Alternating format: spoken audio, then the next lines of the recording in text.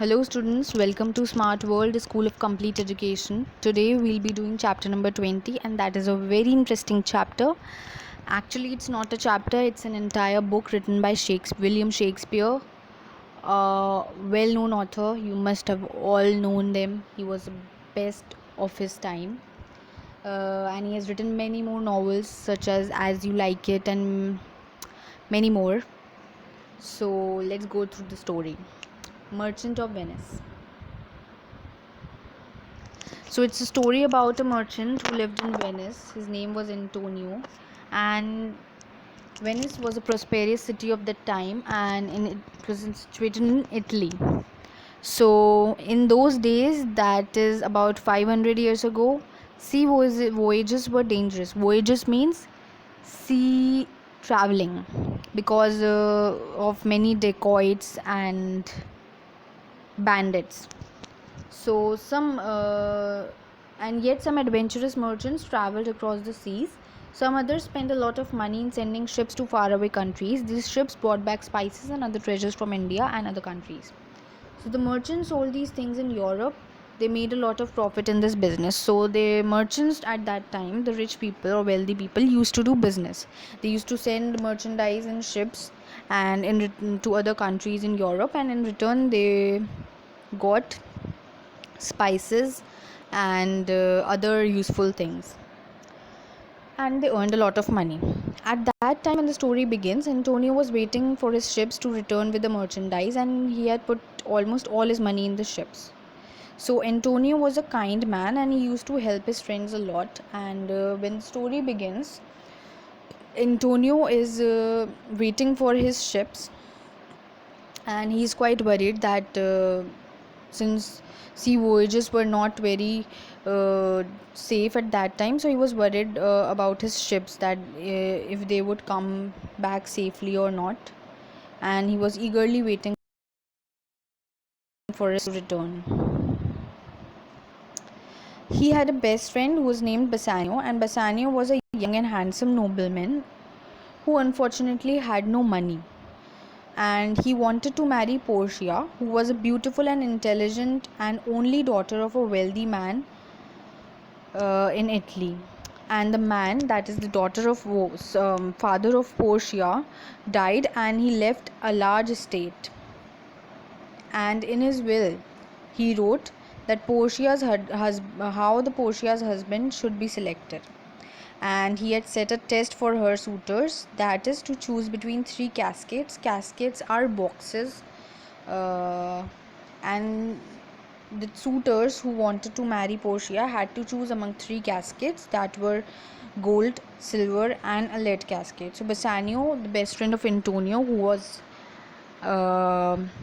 poor, he had no money, wanted to marry Portia, who was the daughter of a rich man in Venice who had already died but left a will and a large estate for her daughter. And in his will he has written how her daughter would be choosing her suitor.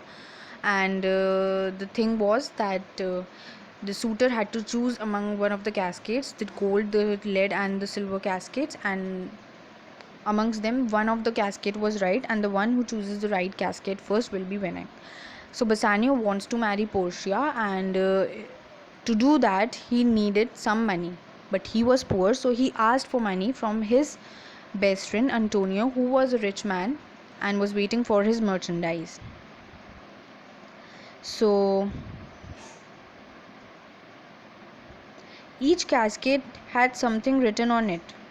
On the gold cascade it was written, "Whosoever chooses me shall gain what many men desire." So the gold cascade has the writing that whoever will choose it shall gain whatever many men desire. So the gold cascade said that whoever will choose me will get what many men desire. So most of the people got confused by the thing that all the men desired Portia, so if anyone chooses the gold cascade will get Portia. So further, the silver cascade said that whosoever chooses me shall get as much as he deserves. So the silver cascade said that whoever will choose me will get only as much as he deserved. And the lead cascade said whoever chooses me must give an hazard all he has. So the lead casket said that whoever will choose me will have to give an hazard all of his wealth or whatever he has, wealth, knowledge, everything. So one of the Portia's suitor was Prince of Morocco. He chose the gold casket, but when he opened the casket, the message inside said that it was not the right casket. All that glitters is not gold. So it was just a tricky thing in order to test the intentions of a suitor. So it said that all that glitters is not gold, so you are not getting Portia. So he lost. Another suitor, the Prince of Aragon, who chose the silver casket, but that too was not the right one. Bassanio also wanted to try his luck with the cascades, and as I told you, to do that he had to travel to Belmont, where Portia lived on her estate, and he needed money for that. So when Antonio came to know this, he wanted to help. He told Bassanio to borrow money in his name, and they went to Shylock. Shylock was a Jewish money lender of that time, and they went to ask money from him. Shylock was also as rich as Antonio, but he was not generous. The only difference between both of them was Antonio was a kind and generous man, and he lended money to all the people without any interest, but Shylock lended money with interest, as well as he was not at all generous. And he did not like Antonio because Antonio's generosity affected his business, because most of the people like to he gave money without me of Antonio. So Shylock decided to take advantage of the situation, and he gave them money on a strange condition. He said if Antonio failed to return the money within 3 months, then Shylock would cut off a pound of Antonio's flesh. Now Antonio agreed to this and borrowed the money for Bassanio, because Antonio was quite sure that his merchant would be returning in some time and he'll be paying all of the money with due interest. And Bassanio went to Belmont with the borrowed money. When he saw the cascades, he chose the lead one. That was the right cascade, and Bassanio won Portia's hand by choosing it. Portia too was very glad to marry Bassanio. In the meanwhile, Shylock heard that Antonio had lost all his ships. He was very happy that Antonio would not be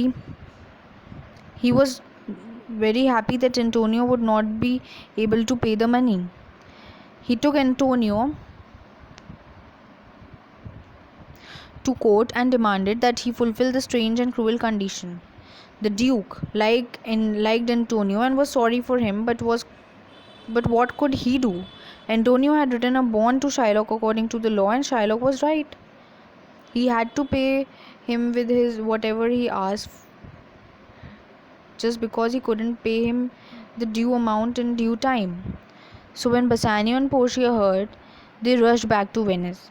Portia told Bassanio to pay Shylock twice the amount to save Antonio, but Shylock was adamant.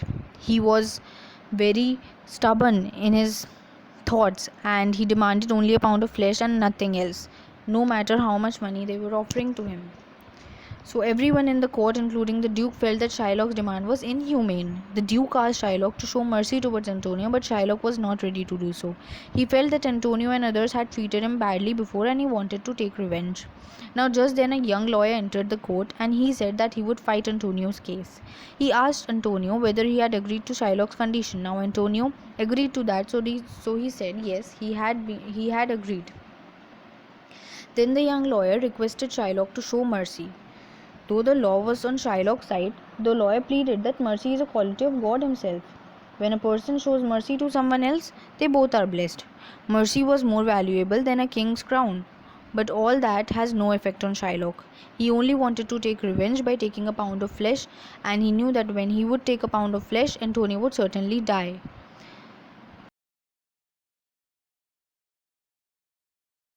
The young lawyer, and he could do that. At the same time, the lawyer warned that while cutting off the flesh, Shylock should not shed even one drop of blood. Also, he should cut exactly 1 pound of flesh and nothing else, nothing more and nothing less. That would be not allowed by the law.